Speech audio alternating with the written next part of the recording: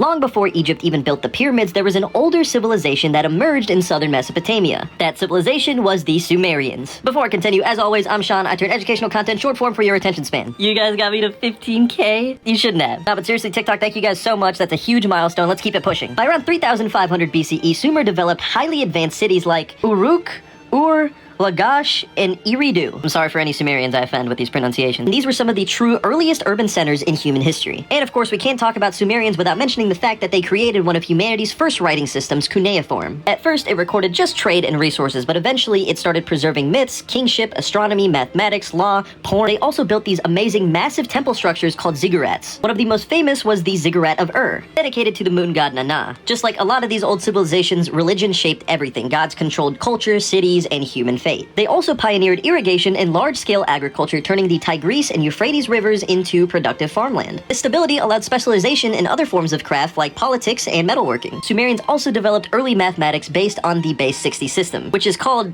sexagesimal, and it's why we still have 60 seconds in a minute and 360 degrees in a circle. They planned cities, coded laws, and recorded the reigns of kings. And of course, they wrote the Epic of Gilgamesh, which is known as one of the oldest forms of literary work that came from Uruk. Power shifted among the city-states. And by around 2334 BCE, Sargon of Akkad conquered Sumer, forming the first and oldest empire, the Akkadian Empire. And of course, later peoples like the Babylonians preserved and adopted a lot of Sumerian writing and culture. Even though their language and culture eventually died out, they left a permanent mark on humanity. So what Sumerian invention surprised you the most? And what else should I cover from around this time period? Let me know in the comments. Source and